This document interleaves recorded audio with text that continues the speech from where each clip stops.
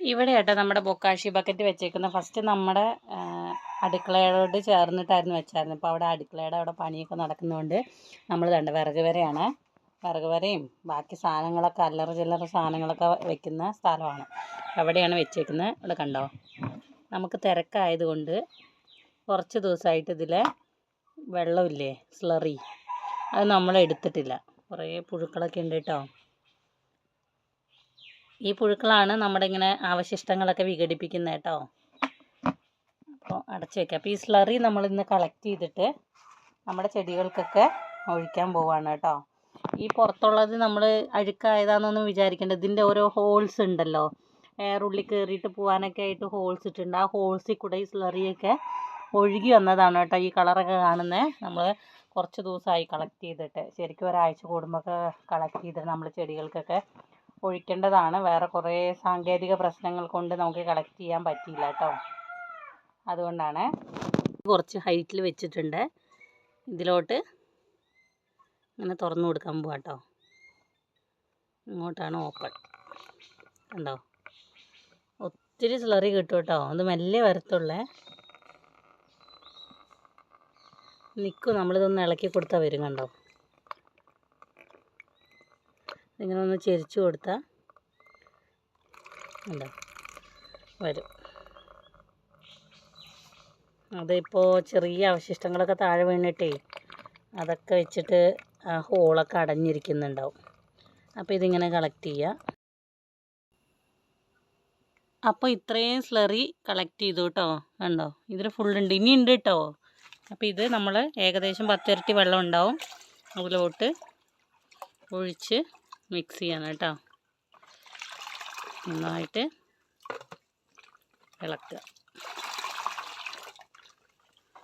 ചെടികൾക്ക് എപ്പോഴും എന്തെങ്കിലുമൊക്കെ ഇതേപോലെ വളമൊക്കെ ചെയ്ത് കൊടുത്താലാണ് നല്ല രീതിയിൽ ഗ്രോത്ത് ഉണ്ടാവുള്ളൂ കേട്ടോ. നമുക്ക് വീട്ടമ്മമാർക്ക് ഏറ്റവും കൂടുതൽ പ്രയോജനപ്പെടുത്താൻ പറ്റുന്ന ഒരു സാധനമാണ് ഈ ബൊക്കാഷി ബക്കറ്റ് കേട്ടോ. കണ്ടോ. അപ്പോൾ ഇത് നമ്മുടെ തക്കാളിയിലേക്ക് അവിടെ കൊണ്ടുവച്ചിട്ട് നമ്മൾ തക്കാളിക്ക് ഒഴിച്ചു കൊടുക്കാൻ പോവാണ്. മൊത്തത്തിൽ എടുക്കാൻ വെയിറ്റാണ്. അപ്പോൾ കുറച്ചിങ്ങനെ എടുത്തിട്ട് നമ്മൾ കൊണ്ടുപോയിട്ട്, നമ്മൾ അന്ന് തക്കാളി നടുന്ന വീഡിയോ ഒക്കെ കാണിച്ചില്ലായിരുന്നോ. കണ്ടോ, ചെറിയ കുഞ്ഞു തൈകളാണ് നട്ടേ. കണ്ടോ, ഇപ്പം എല്ലാം അത്യാവശ്യം വലിപ്പമൊക്കെ വെച്ചിട്ടുണ്ടോ. നമ്മുടെ ആ ചെറിയ ഗ്രോ കപ്പ് ഉണ്ടാവില്ലേ, അതിൽ കിട്ടില്ല നമുക്ക്, അങ്ങനത്തെ നട്ടേ. എല്ലാം അത്യാവശ്യം വലിപ്പം വെച്ചിട്ടുണ്ട് കേട്ടോ. അപ്പോൾ നമ്മൾ ഈ ചെടികൾക്കൊക്കെ അത് ഒഴിച്ചു കൊടുക്കാൻ പോവാണ്. കണ്ടോ, ഇതിന് കുറച്ച് ഒഴിക്കുന്നുള്ളൂ കേട്ടോ. കാരണം ഇത് നല്ല ഹാർഡായിട്ടുള്ള വളമാണ്. ഹാർഡ് മീൻസ് ചെടികൾക്ക് കേട് വരുത്തുന്നൊന്നുമല്ല, എങ്കിലും ഇത് നമ്മൾ കുറച്ച് ഒഴിച്ചാൽ തന്നെ 2-3 ദിവസത്തിൽ നമുക്ക് അതിൻ്റെ റിസൾട്ട് അറിയാം.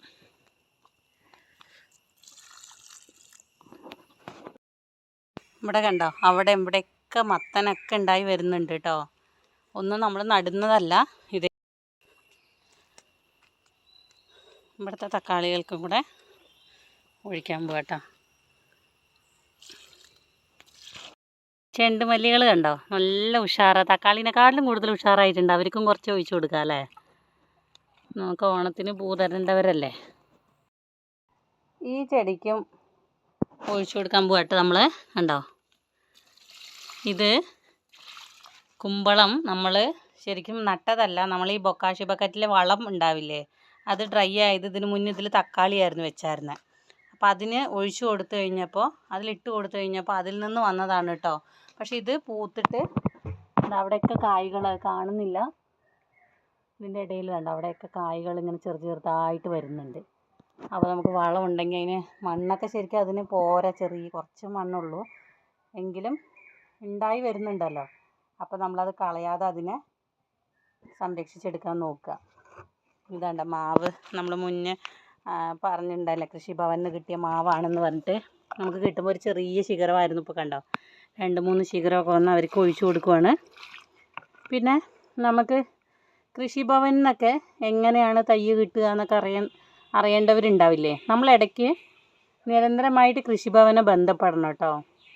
നമ്മളിപ്പോൾ വീട്ടിലിരുന്നാൽ നമുക്ക് ആരും ഇന്നത് വേണമെന്ന് പറഞ്ഞിട്ട് കൊണ്ടുവന്ന് തരാൻ പോകുന്നില്ല. ആവശ്യങ്ങളുണ്ടെങ്കിൽ എന്താ പറയുന്നത്, കരയുന്ന കുഞ്ഞിനെ പാലുള്ളൂ എന്ന് പറഞ്ഞതുപോലെ നമ്മുടെ ആവശ്യങ്ങൾ നമ്മൾ തന്നെ ചോദിച്ച് വാങ്ങുക തന്നെ ചെയ്യണം. അപ്പോൾ നമ്മൾ കൃഷിഭവനിൽ പോയിട്ട് അപേക്ഷ കൊടുക്കണം. ഏതെങ്കിലും നമുക്ക് വേണ്ട തൈകൾ വരുമെങ്കിൽ അവിടെ വരുന്ന തൈകളാണോ എന്ന് ചോദിച്ചിട്ട് അവർ പറയും ഇന്ന തൈ ഏകദേശം ഇത്ര ഡേറ്റിൽ വരുന്നു. പക്ഷേ ഡേറ്റ് അവർ കൺഫേം ആവണമെന്നില്ല എല്ലാ കാര്യത്തിലും. അപ്പോൾ അവിടെ പോയി കഴിഞ്ഞാൽ തൈകൾ വരും. വന്ന സമയത്ത് നമ്മൾ അപേക്ഷ കൊടുത്തുള്ളവരാണെങ്കിൽ ആ നമ്പറിലേക്ക് വിളിച്ച് പറയും കേട്ടോ. അതിന് നമ്മൾ നികുതി ചീട്ടൊക്കെ കൊടുക്കേണ്ടി വരും.